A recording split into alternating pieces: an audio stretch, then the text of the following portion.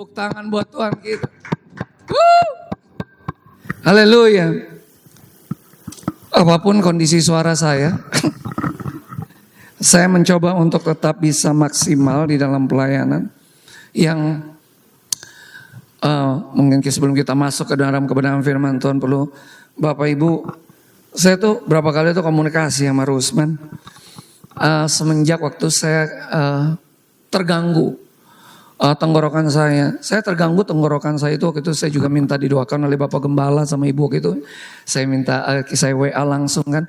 Itu sebelum malah waktu saya pergi ke Israel itu saya sudah mendapatkan ini dan somehow gimana itu terus malah dalam satu rentang waktu suara saya benar-benar hilang, nggak ada.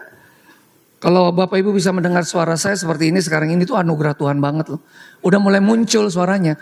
Kemarin tuh totally, bahkan kemarin ini waktu saya dapat kesempatan kemarin hari Jumat udah sempat saya sampaikan sedikit waktu saya sempat ada pelayanan ada di Singapura sama Batam nih minggu kemarin nih. Di tengah-tengah suara seperti ini, anehnya gini loh saudara, memang ya Tuhan tuh nggak pernah tinggalin kita, never. Saya tuh di belakang mimbar, di samping mimbar saya udah istilahnya udah menangis di hadapan Tuhan. Engkau tahu aku tuh nggak bisa, suaraku nggak mampu. Tapi aku harus saya harus memimpin pujian pada saat itu. Di tengah-tengah jemaat, waktu itu gerejanya besar sekali. Yang kapasitasnya ada 2.500 orang, gerejanya besar. Dan waktu itu yang datang 1.500 di bawah itu penuh sekali. Di atas tuh di podium di lantai 2-nya nggak terlalu penuh, tapi di bawah penuh sekali. Dan waktu saya naik di tengah kelemahan tubuh saya tuh ngerasain loh, itu cuman Tuhan loh yang memampukan saya di situ. Saya nggak bisa, saya nggak mampu. Tapi waktu saya pegang mic, saya berserah kepada Tuhan. Saya bilang ini pelayanan Tuhan. Engkau pakai bejana tanah liat ini untuk memuliakan Engkau. Dan saudara tahu saat itu Tuhan bekerja dan Tuhan memampukan saya untuk memimpin jadi WL pada saat itu. Kurang lebih 45 menit untuk membawakan beberapa lagu. Dan bukan hanya itu, setelah di tengah kelemahan saya tahu bahwa waktu itu kondisi saya tidak fit. Waktu saya turun dari mimbar, tiba-tiba ada satu anak muda berlari kepada saya. Yang waktu dia bilang begini, Pak, waktu Bapak naik ke atas, Tuhan ngomong sama saya, nanti setelah selesai kamu harus didoakan sama Bapak itu yang lagi memimpin pujian. Dan dia datang, tiba-tiba saya ngerti, dia menghampiri saya, dia langsung sujud di depan saya untuk diminta didoakan sama saya. Itu saya lepaskan doa di situ. Dia membutuhkan kekuatan untuk bisa ada satu masalah dalam kehidupan dia untuk dia jalani ke depan. Tapi mau saya saksikan adalah gini, kalau kita sebagai pelayan-pelayan Tuhan itu cuma ngandelin skill, ngandarin hal-hal yang kita bisa lakukan karena kita merasa kita mampu. Tadi Bapak Gembala di ibadah pertama bilang jangan sombong. Orang sombong pasti akan direndahkan Tuhan, itu benar sekali. Tapi malah waktu kita merendahkan diri kita di hadapan Tuhan, semakin kita membawa diri kita untuk berserah, maka kemampuan yang berasal dari Dialah yang menaungi kita dan memampukan kita untuk dapat melayani pekerjaannya. Dan itu yang saya alami. Hari ini saya ingin berbicara tentang hal yang sebenarnya pasti kita semua udah tahu ya.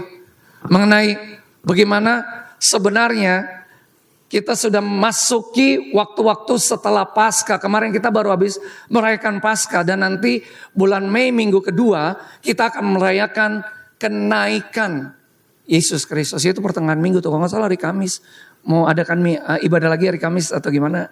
Nanti coba diatur, itu hari Kamis yang saya tahu hari kenaikannya. Di sini kenaikan. Nah ini ada hal-hal ya, pengajaran dari firman Tuhan itu yang luar biasa loh. Apa sih yang dilakukan Tuhan pada waktu gini? Pada waktu dia sudah bangkit dari kematian dan sebelum dia naik ke sorga. Ini ada rentang waktu 50 hari karena Pentakosta artinya hari ke-50. Bagi orang Yahudi hari ke-50 itulah hari di mana mereka akan menuai dari apa yang sudah mereka tanam sepanjang tahun. Tetapi bagi orang-orang percaya, Pentakosta adalah turunnya Roh Kudus. Tapi sebelum turunnya Roh Kudus, ada satu perjalanan di mana waktu Yesus bangkit dari kematian dan sebelum dia naik ke sorga, ada waktu di mana dia setiap hari berjumpa dengan murid-muridnya. Ini saya pernah lepaskan kalau nggak salah di tempat ini. Dan setiap hari dia berbicara tentang kerajaan, gak pernah ganti topik.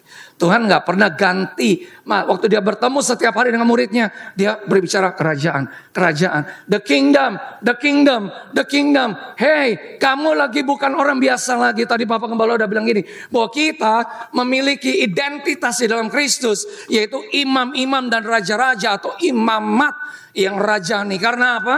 Karena Kristus adalah raja di atas segala raja. Dan kita memiliki identitasnya sebagai sang raja. Kita ada di dalam Kristus, Kristus ada di dalam kita. Makanya firman Tuhan di dalam kitab Wahyu paling tidak 4 kali disebutkan di sana. Dikatakan gini, di dalam Kristus kamu adalah raja-raja dan imam-imam yang telah dipersiapkan untuk memerintah atas bumi. Imamat yang rajani. Kita juga para imam, karena Kristus adalah imam besar agung kita. Saudara tahu, pada saat ini Yesus di sebelah kanan Bapa, dia tetap menjadi imam besar agung kita. Kitab Ibrani ayat 8, dia membawa darahnya sendiri sebagai kesaksian bahwa penebusan yang dia telah buat dalam kehidupan manusia itu sempurna. Dan kita dilayakkan di Ibrani 4 ayat 16 menghampiri tahta kasih karunia. Kenapa? Karena ada darahnya Tuhan yang melayakkan, ada imam besar agung di sebelah kanan Bapa yang melayakkan kita untuk menghampiri dia dan terus memiliki hubungan dengan Tuhan kita. Yang setuju katakan amin. Dan Pak Gembala juga tadi menyinggung mengenai nabi. Saya pernah menyampaikan waktu itu berapa, tapi bukan di gereja ini, tapi di gereja lain. Mengenai bagaimana di dalam Kristus kita juga berjalan di dalam pengurapan imam, raja, dan nabi. Karena apa? Karena Yesus sebagai nabi yang dikatakan di firman Tuhan, dia itu Alfa dan Omega, yang awal dan yang akhir. Yang sudah ada, yang akan datang. Seorang nabi akan berbicara bukan hanya tentang hal-hal yang sudah ada di belakang, tapi dia dapat berbicara tentang hal yang ke depan. Seorang nabi di dalam perjanjian lama bahkan dapat memprediksi atau mendapatkan wahyu dari Tuhan untuk berbicara mengenai nasib suatu bangsa. Dia berbicara kepada orang Israel, kalau engkau memberontak, engkau akan menjadi tawanan satu bangsa lain yang lebih kuat, yang tadi disampaikan Bapak Gembala oleh waktu Daniel dan semua orang Yahudi waktu itu. Pada saat itu mereka ada di Babel, ada di dalam satu penguasaan bangsa lain. Nabi berbicara, tapi Nabi juga berbicara tentang hal-hal yang akan datang, yang akan disampaikan kepada orang-orang. Dan di dalam perjanjian baru, ada nabi-nabi perjanjian baru di kitab para rasul. Kalau Bapak Ibu baca, itu ada namanya Agabus. Di kitab para rasul ada beberapa nabi yang dibangkitkan Tuhan untuk berbicara atas nama Tuhan. Nabi dan rasul berjalan bersama-sama di dalam pelayanan akhir zaman. Dan saya percaya bahwa sebagai umat Tuhan, kita tidak hanya dikatakan imamat yang rajani atau raja-raja, imam-imam, tetapi ada pengurapan kenabian atas setiap kita. Untuk kita dapat berjalan di dalam apa yang menjadi rancangan Tuhan. Ingat, dia adalah Alfa dan Omega. Waktu kita ada di dalam Kristus, Kristus ada di dalam kita. Berarti begini, hal-hal yang akan Tuhan singkapkan, baik melalui Alkitab yang kita bisa baca mengenai keadaan akhir zaman, ataupun hal-hal yang akan disingkapkan Tuhan, karena di dalam dia segala sesuatu sudah selesai. Dia yang pertama dan dia yang akhir, tidak ada yang lain. Perjalanan kita, perjalanan di dalam Kristus yang akan mengalami pewahyuan, penyingkapan hal-hal yang akan kita lihat terjadi atas zaman atau musim di mana kita berada ataupun yang akan datang. Tadi sempat Brother Rusman sedikit menyinggung mengenai hati-hati tentang pengajaran-pengajaran sesat akhir zaman. Mungkin Bapak Ibu belakangan ini ada satu pengajaran yang berbicara tentang, saya sebutin aja ya, Kristen progresif. Kita pernah dengar itu. Progresif katanya. Yang bilang begini, secara general, secara liberal dia bilang gini, ada keselamatan di luar Kristus. Kalau orang berbuat baik, perbuatan baiknya dapat menyelamatkan dia. Dan Alkitab katanya karena terlalu kontradiksi katanya. Dia gak terlalu percaya mengenai bagaimana Alkitab bisa diterjemahkan kepada orang-orang percaya. Dan sepertinya ingin meragukan apa yang sudah dikatakan oleh firman. Dan membuat orang ragu bahwa ternyata di luar Kristus ada keselamatan. Membuat orang-orang berpikir bahwa perbuatan-perbuatan baik dapat menyelamatkan orang tersebut. Dan saudara nih ya, followers orang ini, saya gak perlu sebutin orang anak muda. Followersnya itu 1 juta lebih loh. Waktu dia bicara seperti itu, followersnya itu dengar semua pengajarannya dia. Dan itu sekarang lagi masif, sedang dibicarakan di mana-mana. Pertama mungkin kita bisa mempelajari fenomena ini ya. Karena gini, semakin dunia ini semakin tua atau ke depan ini kita semakin menjalani kehidupan kita di dunia ini. Pasti ada pengajaran yang ingin menyesatkan keberadaan umat Tuhan. Orang-orang percaya. Yang pertama, saya pernah mendiskusikan ini sama teman saya. Bahwa gini, kapan kata Kristen pertama kali muncul di Alkitab? Karena pada awalnya Tuhan Yesus tidak pernah membawa bendera yang namanya agama Kristen, gak ada. Tuhan Yesus tidak pernah menyinggung nama Kristen di kitab Injil satu kali pun. Sampai dia naik ke sorga, gak pernah keluar dalam mulutnya. Nanti ada satu kegerakan, namanya Kristen, gak ada. Kata Kristen, saya bilang sama teman saya, pertama kali muncul di Antioquia, di Kisah Para Rasul 11 ayat 26. Itu pun julukan yang diberikan oleh orang-orang penyembah berhala. Ini bukan muncul dari para rasul sendiri. Para rasul, mereka menjadi saksi Kristus. Dan mereka mendapat julukan Kristen dari orang lain. Jadi Kristen namanya tidak berasal dari perkataan Tuhan atau yang keluar dari mulut para rasul-rasulnya. Itu adalah perkataan yang keluar atau julukan yang diberikan oleh para penyembah berhala kepada para pengikut Kristus. Apalagi kalau Kristen itu disandingkan dengan progresif. Bagi saya Kristus udah final. Kalau ada orang berbicara bahwa ada keselamatan di luar Kristus, ada perbuatan baik yang dapat menyelamatkan orang, ada orang yang berkata bahwa Alkitab itu tidak bisa dijadikan satu patokan karena terlalu kontradiktif, berarti kita harus mempertanyakan pengajaran orang tersebut mengenai bagaimana orang-orang dan pendapat orang-orang seperti itu bisa meragukan atau membuat orang percaya akhirnya mempertanyakan iman kepercayaan mereka kepada Kristus. Bahaya sekali loh saudara. Dan saya berharap di depan ini karena saya tahu dari awal bersama-sama dengan Bapak dan Ibu Gembala bahwa di tempat ini Bapak Ibu Gembala sangat menekankan mengenai pentingnya Kristus menjadi pusat dari pemberitaan firman. Dan apa yang diberitakan di Mount Hermon. Itu harus. Gereja tidak boleh dijadikan menjadi tempat pemberitaan mengenai prosperity gospel. Karena kita sedang tidak berbicara tentang kelimpahan yang cuman ingin membuat para jemaatnya senang mendengar soal bagaimana mereka diberkati. Tapi mereka nggak tahu bahwa sebenarnya berkat yang mereka terima itu adalah berdasarkan apa yang sudah mereka jalani waktu mereka menerima penebusan Kristus dan berjalan di dalam kehendak Kristus. Itulah yang dikatakan Yohanes 10 ayat 10 apa? Bahwa aku datang kata Tuhan Yesus supaya kamu memiliki hidup dan memilikinya di dalam segala kelimpahan. Kelimpahan itu bukan berbicara tentang uang. Kelimpahan itu berbicara tentang bagaimana engkau secara roh, jiwa dan tubuh mengerti bahwa kelimpahan itu akan kau alami. Bukan hanya waktu engkau ada di bumi. Sampai engkau mengalami kekekalan. Sekali Yesus tetap Yesus. Dan engkau sedang memandang apa yang kau jalani ini. Sebagai satu proses di mana Tuhan semakin mendewasakan kita. Untuk menjadi semakin serupa dengan dirinya sendiri. Yang setuju katakan amin. Itulah sebenarnya yang menjadi beban atau kegerakan dari gereja mula-mula. Untuk itulah hari ini kita akan berbicara mengenai ini. Satu hal aja. Yang waktu saya sedang mempersiapkan diri, saya dituntun Tuhan untuk kita membaca dari Kisah Para Rasul 3 ayat 11 sampai 26. Khotbah Petrus di Serambi Salomo. Bisa dibukakan Ibu Odi. Yes. Khotbah Petrus di Serambi Salomo ya. Kita baca dulu ini. Saya baca ayat supaya kita sama-sama baca ya. Saya baca dulu baru Bapak Ibu ayat selanjutnya kita berganti-gantian. Baik. Ayat 11 Khotbah Petrus di Serambi Salomo. Karena orang itu tetap mengikuti Petrus dan Yohanes, maka seluruh orang banyak yang sangat keheranan itu datang mengerumuni mereka di serambi yang disebut Serambi Salomo. Ayat 12 Bapak Ibu. Petrus melihat orang banyak itu, lalu berkata, apa kamu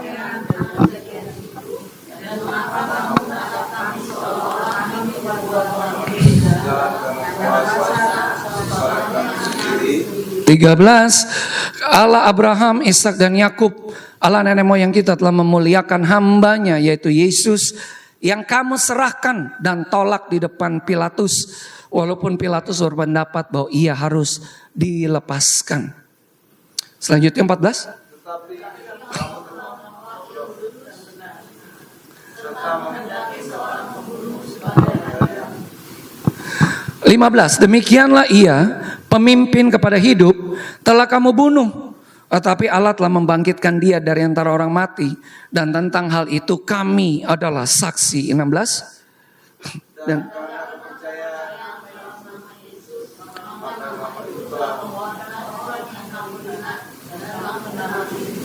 Dan percaya itu. 17. Hai saudara-saudara, aku tahu bahwa kamu telah berbuat demikian karena ketidaktahuan, sama seperti semua pemimpin kamu.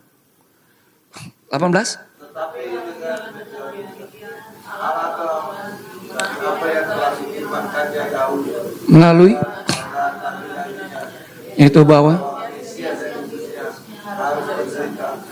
19. Karena itu sadarlah dan bertobatlah supaya dosamu dihapuskan. 20. Agar Tuhan menetapkan waktu perubahan dan mengutus Yesus yang dari semula ditentukan bagimu sebagai Kristus. Ayat 21. Kristus itu harus tinggal di sorga sampai waktu pemulihan segala sesuatu seperti yang difirmankan Allah dengan perantara nabi-nabinya yang kudus di zaman dahulu. 22. Bukankah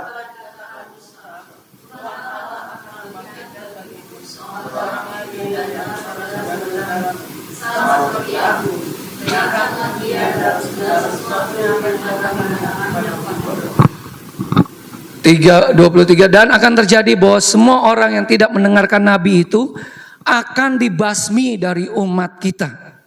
24.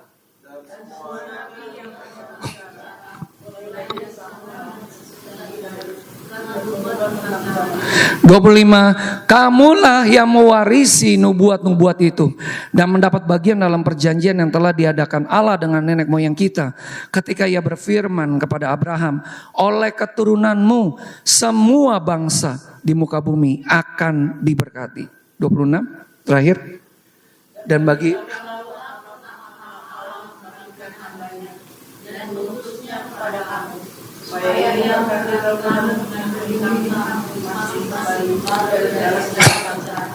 haleluya, amin.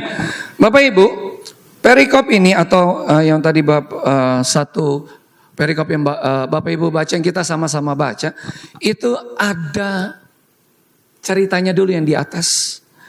Ada sesuatu yang terjadi pada waktu itu, Petrus dan Yohanes sedang ada di Serambi Salomo.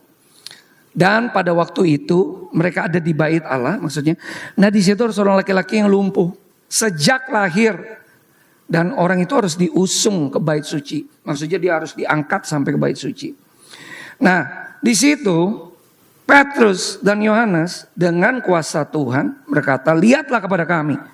Lalu orang ini yang lumpuh ini melihat, yang lumpuh sejak lahirnya itu melihat kepada Petrus dan Yohanes. Dan dia berkata, emas dan perak tidak ada padaku, tapi apa yang kau punyai ku berikan kepadamu. Demi nama Yesus Kristus orang Nazaret itu, berjalanlah. Lalu Petrus memegang tangan orang ini berdiri, dan bukan hanya berdiri, dia berjalan, dan orang di situ semua ngelihat. Orang semua di situ ngelihat. Sesuatu yang dahsyat terjadi. Saya bisa bayangkan ya, orang yang lumpuh, orang yang sakit datang nih ke Mount Hermon, ya. Terus dengan otoritas yang kita miliki, bukan karena kita, tapi oleh karena Dia yang telah mengurapi kita dan memberikan otoritas. Orang-orang itu, waktu mereka datang, mereka dijamah, mereka dipulihkan, mereka disembuhkan. Itu pasti heboh. Pasti sesuatu yang dahsyat akan didengar di mana-mana. Waktu Petrus dan Yohanes menyembuhkan orang ini, orang-orang datang mengerumuni mereka katanya. Terus Petrus dan Yohanes bilang begini, "Hai orang Israel, mengapa kamu heran tentang kejadian itu? Mengapa kamu heran orang itu disembuhkan? Dan mengapa kamu menatap kami seolah-olah kami membuat orang ini berjalan karena kuasa dan kesalahan kami sendiri?" Ini yang mesti kita pelajari, saudara. Kesembuhan, pemulihan, terobosan, itu Tuhan yang melakukan. Yang setuju katakan amin. Sekali lagi, kesembuhan, pemulihan, terobosan, apapun itu, yang melakukan adalah Tuhan. Kita hanya bejananya. Seringkali kenapa satu hamba Tuhan atau ada satu pelayanan itu menjadi sorotan. Karena apa? Karena fokus dari banyak orang pada waktu terjadi kesembuhan, pada waktu terjadi pemulihan, pada waktu terjadi terobosan secara finansial atau terobosan dalam hal apapun. Sepertinya orang-orang yang di atas mimbar inilah yang menyembuhkan orang tersebut. Padahal sebenarnya bukan. Seperti yang dikatakan Yohanes dan Petrus pada saat itu. Bukan kami. Seolah-olah kami membuat orang ini berjalan karena kuasa atau kesalehan kami. Perbuatan baik yang dilakukan seorang pun tidak bisa menjadi satu kualifikasi untuk membuat orang ini dapat menyembuhkan orang sakit. Tapi oleh karena para murid Yesus itu telah menerima kerajaan Tuhan, pengurapan yang berasal dari tempat yang maha tinggi, maka Tuhan memakai bejana ini untuk menyembuhkan banyak orang. Seperti juga yang dikatakan seperti ini, saudara. Satu kali penulis Ibrani berkata seperti ini. Ibrani 2 ayat 4 itu berkata begini. Dan Allah dikatakan gini. Yes. Bisa dibuka? Allah meneguhkan kesaksian mereka. Dengan apa? Tanda-tanda. Mujizat-mujizat. Berbagai-bagai pernyataan kuasaan, karunia Roh Kudus yang dibagi-bagikannya menurut kehendaknya. Allah yang meneguhkan kesaksian mereka. Halo, Allah yang meneguhkan, Allah yang meneguhkan kesaksianmu. Waktu engkau ada di marketplace, waktu engkau sedang ngajar, waktu engkau sedang bekerja, waktu engkau sedang pelayanan, waktu engkau ada di bis, waktu engkau ada dimanapun, pengurapan itu mengikuti engkau. Dan engkau bisa dipakai oleh Tuhan untuk membawa kesembuhan, pemulihan, terobosan bagi orang lain. Dan dikatakan gini, Allah sendiri yang akan meneguhkan kesaksianmu.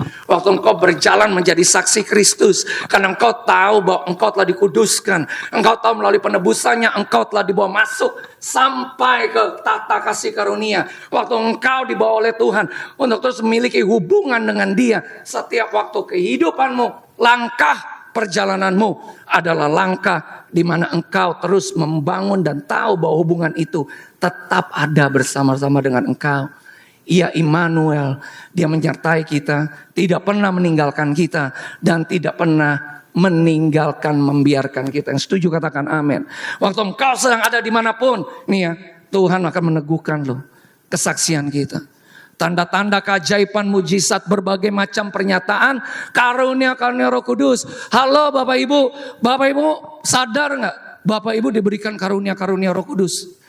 Itu tadi yang kata Bapak Gembala, diberikan oleh Tuhan bagimu, dikasih olehmu, diberitahukan di Roma 11 dikatakan ini, Tuhan tidak pernah menyesali kasih karunia dan panggilannya dalam kehidupan kita. Kalau dia udah kasih nih karunianya dalam kehidupanmu, engkau harus tahu sebagai anak-anak Tuhan, engkau harus berjalan di dalam pengurapan karunia yang Tuhan berikan kepadamu.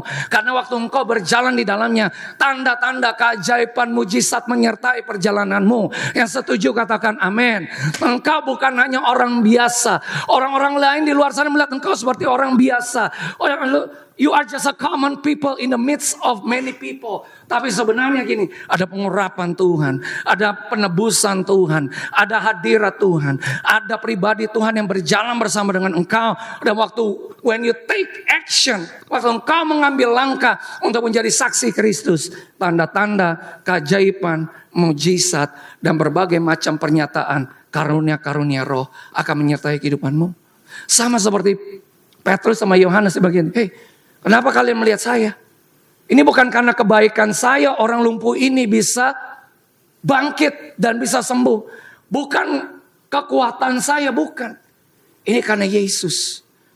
Akhirnya di dalam satu kerumunan, Petrus dan Yohanes dapat menjadi saksi dan memberitakan Kristus kepada banyak orang. Haleluya. Haleluya, kita mengerti bahwa itu berasal dari Tuhan. Markus 16 ayat 17 dikatakan lagi apa? Ibu bisa buka, Abu Odi bisa buka. Ini ayat yang kita sudah tahu semua. Markus 16 ayat 17 berkata begini. Tanda-tanda ini akan menyertai orang-orang yang percaya. Siapa orang-orang percaya sini? Katakan amin. Amin. Tanda-tanda ini akan menyertai orang percaya bahwa dalam nama Yesus mereka apa? Mengusir setan-setan demi namaku, nama Yesus. Mereka akan berbicara dalam bahasa-bahasa yang baru bagi mereka. Tadi Bapak Gembala bilang bahasa roh itu tidak bisa diajarkan. Betul. Jangan pernah tertipu dengan orang-orang bilang, ikutin mulut saya. Ba. No, jangan. Bahasa roh itu ya muncul karena ini waktu engkau bangun keintiman sama Tuhan. Benar nih. Setiap hari. Dan kau merindukan dia. Benar-benar itu menguasai keberadaanmu sampai engkau tuh mendapatkan bahasa itu murni dari Tuhan. Saya mendapatkan bahasa ini itu waktu tahun 2002, saya mendapatkan 2002-2003 saya mendapatkan nubuatan pertama dari seorang hamba Tuhan. Waktu saya ada di dalam satu kelas pemuritan. Saya dapat di situ dan pada saat itu sampai sekarang hal itu terus dimanifestasikan dalam kehidupan saya, tapi itu tidak bisa diajarkan. Selanjutnya dikatakan apa?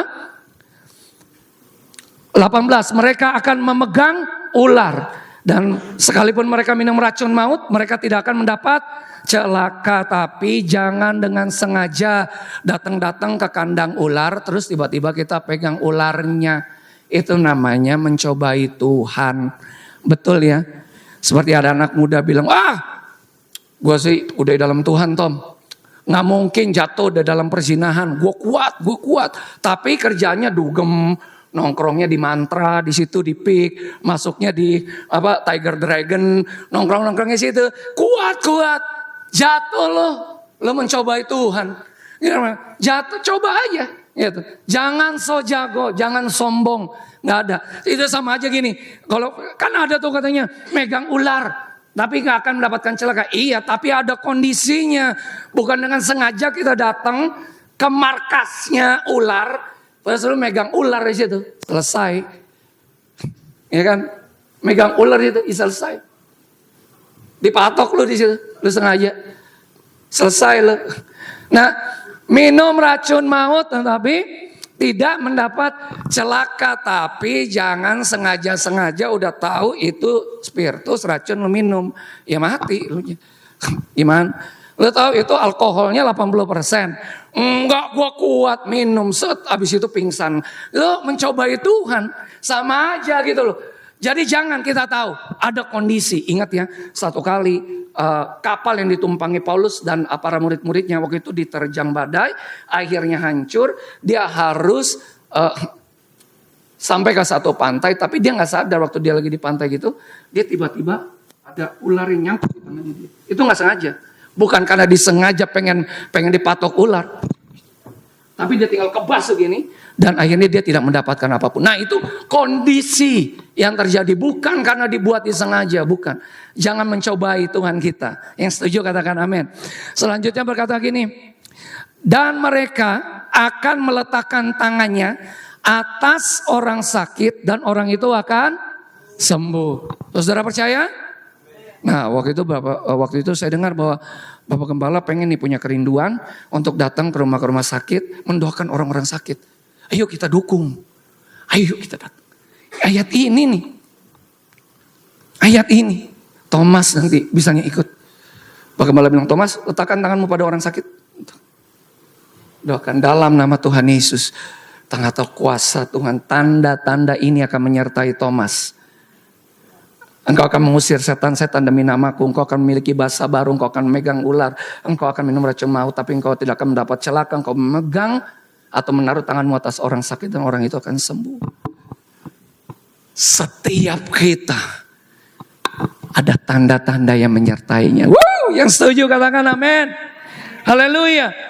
Untuk itu melangkahlah di dalam apa yang sudah Tuhan lakukan dalam kehidupan kita. Karena kerajaannya mengikuti kita. Karena kuasanya mengikuti kita. Maka sebenarnya gini, untuk kita melihat penuaian, saya setuju banget. Kita tidak sedang, ini berapa kali saya pernah sampaikan. Kita tidak sedang memindahkan jemaat dari gereja lain untuk datang ke tempat ini. Enggak. Kalau kita dapat dipercayakan dengan hal yang kecil, mungkin ini kecil baru ya. Tapi Tuhan melihat kesetiaan kita kepada hal yang kecil. Maka Tuhan nanti yang akan menjadikan itu menjadi besar. Jadi bukan karena kuat dan gagah kita. Orang ngeliatnya itu pakai matanya. Pakai mata mereka, aduh gak ada jemaatnya. Aduh gak ada yang datang. No, ini Tuhan sedang mempercayakan yang kecil. Kita setia gak? 2-3 orang domba-domba itu, kita setia enggak untuk bisa melihat mereka nanti mengalami pertumbuhan dalam Tuhan? Kita setia enggak? Siapapun yang datang dalam ibadah kita, mau itu 4-5 orang, kita setia enggak untuk terus beribadah? Tuhan yang di atas melihat, ini setia nih Mon Herman. Maka Tuhan yang menambahkan jiwa-jiwa itu. Datang. Setialah kepada hal-hal yang kecil. Maka kita akan melihat Tuhan akan mempercayakan hal-hal yang lebih besar lagi. Yang setuju katakan amin. Amin. Kita akan melihat hal itu akan terjadi di dalam perjalanan kita. Nah ini terus dikatakan selanjutnya. Lihat ini dikatakan selanjutnya tadi di Kisah Para Rasul 3. Waktu Petrus sedang berbicara kepada murid-muridnya ini. Dia berbicara dengan jelas. Dikatakan seperti ini. Dia berbicara kepada orang-orang yang ada depannya yang takjub. Hai orang Israel, mengapa kamu heran tentang kejadian ini? Allah Abraham, Ishak dan Yakub, ayat 13. Allah nenek moyang kita telah memuliakan hambanya itu Yesus yang kamu serahkan dan tolak di depan Pilatus. Walaupun Pilatus berpendapat bahwa ia harus dilepaskan. Tetapi kamu telah menolak yang kudus dan benar serta mengendaki seorang pembunuh sebagai hadiahmu. Demikianlah ia pemimpin kepada hidup telah kamu bunuh. Tetapi Allah telah membangkitkan dia dari antara orang mati. Dan tentang hal itu kami adalah saksi. 16, dan karena kepercayaan dalam nama Yesus, maka nama itulah yang menguatkan orang yang kamu lihat dan kamu kenal ini. Dan kepercayaan itu telah memberikan kesembuhan kepada orang ini di depan kamu semua. Hai saudara-saudara 17, aku tahu bahwa kamu telah berbuat demikian karena ketidaktahuan, sama seperti semua pemimpin kamu. Tetapi dengan jalan demikian Allah telah menggenapi apa yang telah difirmankannya dahulu dengan perantara nabi-nabinya itu, bahwa Mesias yang diutusnya harus menderita. 19 ini keras, karena itu sadarlah dan bertobatlah supaya dosamu dihapuskan. Bapak Ibu, waktu kemarin saya ke Israel, kami pergi ke satu tempat, jarang orang yang datang ke Israel tuh datang ke tempat itu. Namanya Holocaust Museum. Di sana. Holocaust Museum. Kenapa kita pengen ke sana? Karena itu tempatnya tuh kalau masuk ke situ tuh atmosfernya tuh sedih banget. Karena gini ya, Holocaust Museum itu adalah satu museum yang dibangun di Israel untuk mengingat pembantaian orang Yahudi pada zaman Perang Dunia Kedua. Bapak Ibu tahu orang Yahudi pada Perang Dunia Kedua itu paling tidak 6 juta orang Yahudi Eropa itu dibantai oleh Hitler dan sekutunya. Dikatakan bahwa kurang lebih ada 1 juta lebih anak-anak kecil yang dibantai pada saat itu mati. Selebihnya adalah orang-orang tua dan anak-anak muda. masuk ke situ, Bapak Ibu akan melihat memorabilia itu ya foto-foto dari zaman di mana pembantaian itu terjadi. Bahkan tempat mereka itu waktu di Auschwitz di Jerman, waktu ada satu camp pembantaian orang Yahudi, itu semua mereka bisa dapetin. Mereka punya kereta, tempat miniatur ruangan di mana mereka dimasukin ke dalam ruangan terus dibakar hidup-hidup di dalam ruangan. Terus ada satu tempat di mana di satu barak tempat tidur, satu tempat tidur itu bisa 10 orang, padahal kecil. Badan mereka kurus-kurus. Mereka disuruh gali sendiri tanah yang ada di bawah mereka. Mereka masuk ke tanah galian yang mereka cangkul sendiri. Pas mereka berderet dibunuh di situ, dibunuh massal. Itu videonya ada, kesaksiannya ada, hal-hal yang kita lihat terjadi pembantaian orang Yahudi ada di situ. Jadi satu kali kalau datang ke sana, coba deh datang ke situ. Kita melihat sejarahnya itu ngeri sekaligus serem. Tapi gini, Petrus pada saat ini sedang memberitakan gini, itu loh Yesus yang kamu bunuh. Petrus berkata gini, bukan Pilatus yang membunuh Yesus. Yesus yang kamu bunuh. Ingat ya, ada satu ayat yang begini. Yang orang Yahudi bilang sendiri begini loh ayatnya. Ini ayatnya serem sebenarnya. Karena kalau ayat ini benar-benar, itu Matius 27 ayat 25. Yuk kita lihat. Matius 27 ayat 25. Ini perkataan orang Yahudi. Ini benar-benar satu perkataan, hati-hati ya sama mulutmu. Karena apa yang menjadi mulutmu, keluar dari mulutmu, itu bisa terjadi sampai ke anak cucumu. Nih, waktu Pilatus sedang membela Yesus supaya dia tidak disiksa dan disalibkan, orang Yahudi sendiri bilang begini, biarlah darahnya Tuhan Yesus, kematiannya ditanggung atas kami dan atas anak-anak kami. Ingat loh, satu perkataan yang seperti ini nih. Ini perkataan serius loh.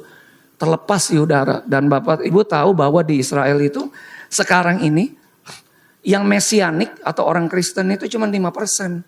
Selebihnya ya sebagian besar adalah ultra ortodoks atau orang Yahudi asli dengan ultra ortodoksnya. Orang ultra ortodoks di sana tidak wajib militer. Tapi mereka memegang peranan suara di pemerintahan yang ada. Gitu ya. Tapi mereka ultra ortodoks dan di Israel itu ada 3 agama, 3 kepercayaan utama, yaitu yang pasti Yahudi, ada Islam juga di situ dan juga ada orang-orang Kristen di situ. 3 gitu. Tapi yang paling besar itu ultra ortodoks. Orang-orang yang sampai sekarang kalau Bapak Ibu ke sana, mereka dengan keras menolak kemesiasan Kristus. Mereka nggak percaya Yesus itu Kristen. Bahkan gini ya, udah kalau mereka sedang masuk atau mereka melihat kita sebagai orang-orang Kristen, kadang-kadang kalau kita berinteraksi dan mereka tuh orang-orang yang rasis, kita bisa diludahin loh sama mereka. Satu kali kita masuk ke tempat bukunya yang punya orang Yahudi, dia lagi baca-baca Torah dia. Waktu kita lagi pengen nanya buku-buku dan kita lagi tanya bukunya dia bilang gini, gak ada urusannya apa yang saya sedang baca dengan apa yang kamu pengen tanya mengenai buku ini. Mereka melihat gini, Torah ini milik kita. Tuhan kasihnya ke kita, bukan kepada kalian orang-orang kafir. Sampai sekarang itu masih seperti itu di sana.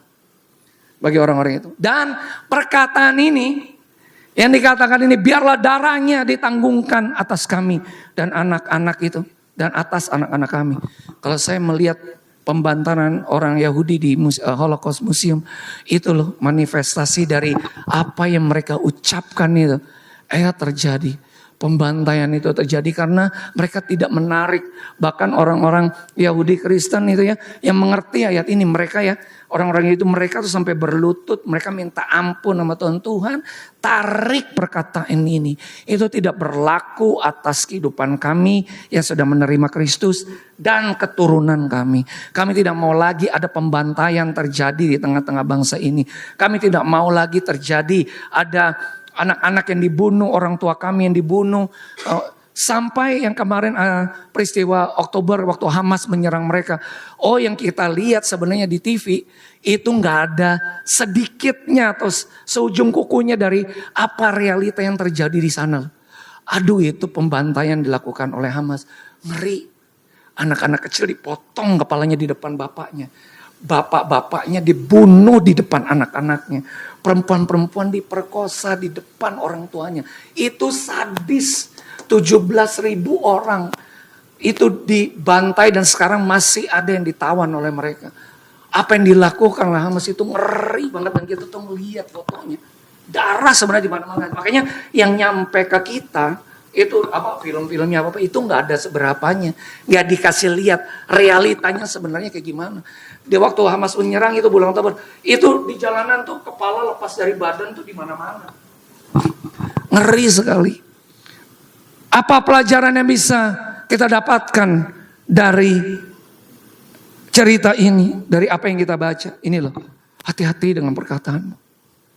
Hati-hati apa yang keluar dari deklarasi. Waktu kita sedang berdoa, waktu kita mungkin juga, waktu kita sedang menjalani kehidupan kita hari-hari, hati-hati. Hati-hati dengan perkataan kita. Waktu kita sedang berdoa, waktu kita sedang melakukan aktivitas kita, jangan pernah memperkatakan hal-hal yang akhirnya bisa ditangkap oleh kerajaan kegelapan dan akhirnya dimanifestasikan. Kita percaya Yesus melindungi kita, yang setuju katakan amin. Kita percaya darahnya sempurna melindungi kita, yang setuju katakan amin. Kita percaya bahwa penguasa-penguasa, pemerintah-pemerintah di udara telah dilucuti oleh Tuhan Yesus dan Tuhan Yesus telah menjadikan mereka tawanan-tawanan. Katanya gini, Yesus telah melucuti pemerintah-pemerintah, penguasa-penguasa di udara, menjadikan mereka tontonan umum di dalam kemenangannya atas mereka. Yang setuju katakan amin. Kita adalah orang-orang yang menang, orang-orang yang mendeklarasikan kemenangan Yesus atas keberadaan hidup kita, anak kita, istri kita, suami kita, semua keluarga kita. Maka apa yang kita lepaskan dengan mulut kita itu tidak mendatangkan celaka bagi kehidupan kita sendiri, tetapi ada di dalam pimpinan Roh Kudus, sehingga apa yang kita lepaskan adalah perkataan berkat, adalah perkataan yang membangun, adalah perkataan yang bisa membawa mereka yang mungkin sekarang ada di dalam dosa, supaya mereka keluar dari kehidupan dosa mereka dan mereka benar-benar dilepaskan dan mereka menemukan terobosan di dalam kehidupan rohani mereka. Yang setuju katakan amin. Itu yang terjadi, saudara. Makanya Petrus berkata jelas, bersadarlah dan bertobatlah supaya dosamu dihapuskan. Dan dikatakan gini, agar Tuhan mendatangkan waktu kelegaan dan mengutus Yesus yang dari semula diuntukkan bagimu sebagai Kristus. Ayat 20. Waktu kelegaan di sini dalam bahasa Inggrisnya adalah times of refreshing.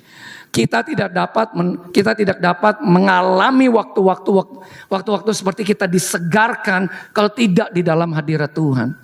Saudara, di tengah kesibukan kita, tengah pelayanan kita, kesibukan pelayanan, kesibukan pekerjaan, kesibukan apapun, engkau harus mengalami yang namanya the times of refreshing. Engkau harus mengalami hal-hal waktu engkau masuk hadirat Tuhan. Ada hadirat Tuhan yang menyegarkan engkau, memulihkan engkau. Di tengah kelemahan tubuh saya ini, yang paling saya butuhkan sebenarnya setiap hari adalah saya berdiam di hadirat Tuhan. Karena saya tahu saya ada di dalam Kristus, Kristus ada di dalam saya. Dan bagaimana pada saat itu saya menerima kelimpahan kasih karunia-Nya yang terus memulihkan dan memulihkan saya. Saya ini di tengah segala kelemahan saya ini, saya cuma butuh satu sebenarnya. Terus berdiam dalam hadirat Tuhan untuk menerima kesegaran, untuk menerima pemulihan, untuk menerima hal-hal yang baik, pemulihan, kesembuhan yang berasal daripada Tuhan. Hari-hari ini jangan habiskan energimu untuk hal-hal yang lain. Bahkan teman-teman saya yang lagi ribut mengenai Kristen progresif belakangan ini, udah gak saya layani lagi mengenai diskusinya. Saya bilang, no, engkau masuk ke dalam persekutuan pribadimu dengan Tuhan. Tanya, pengajarannya itu benar atau enggak? Engkau Kristen bertahun-tahun, tapi imanmu digoyangkan sama Kristen progresif. Aduh, you better ask yourself, immerse yourself in the presence of the Lord. Tanya, ini benar atau enggak mengajarnya? Hati-hati, soalnya sasarannya anak-anak muda sih. Sasarannya anak-anak muda, dan anak muda sedang digoyang dengan pengajaran-pengajaran yang berkata Kristus bukan satu-satunya jalan keselamatan lagi. Katanya dia bilang si Kristus emang satu-satunya jalan keselamatan. Ada keselamatan kalau orang berbuat baik, perbuatan baiknya dapat menyelamatkan dia. Oh no, double standard. Hati-hati saudara dengan pengajaran-pengajaran seperti itu. Dan dikatakan lagi di ayat 21 Kristus itu harus tinggal di sorga sampai waktu pemulihan segala sesuatu seperti difirmankan Allah dengan perantaraan nabi-nabinya di yang kudus di zaman dahulu. Saya pengen akhiri dengan ini. Kristus sekarang ini harus ada di sorga sampai pemulihan segala sesuatu. Pemulihan apa? Pemulihan gambar dan rupanya yang semakin terlihat dalam kehidupan kita. Gambar dan rupa Kristus. Roma 8 ayat 29 sampai 30. Mereka yang telah dipanggil dari semula, mereka juga telah dipilih dari semula untuk menjadi serupa dengan gambaran Kristus atau gambaran anaknya. Dan mereka yang telah dipilih, mereka itu juga dipanggilnya. Mereka yang telah dipanggilnya itu apa? Mereka dimuliakannya. Mereka dibenarkannya. Dan mereka yang telah dibenarkannya, mereka di apa? Mereka dimuliakannya. Artinya pemulihan itu hari lepas hari seiring dengan proses di mana kita berjalan bersama dengan Tuhan. Gambaran akan Kristus terlihat. Bukan Tommy lagi, tapi Kristus yang ada di dalamku. Aku harus semakin berkurang. Yesus harus semakin terlihat dalam kehidupan kita. Gampang sekali sekarang ini di zaman digital. Kalau kita pengen cari kepopuleran, gampang sekali kita pakai media digital, media-media sosial. Apapun kita mau menjadi populer, gampang. Kita buat konten, kita buat apapun. Masukin ke kita punya media sosial. Pasti kita jadi populer. Pasti banyak followersnya. Apapun sekarang yang kita buat secara digital, mampu membawa banyak orang datang. Itu. Tapi kalau Kristus yang diberitakan, maka sebenarnya kepopuleran dunia akan pudar. Oleh karena apa? Oleh karena Kristus yang memanifestasikan dirinya di hadapan kita.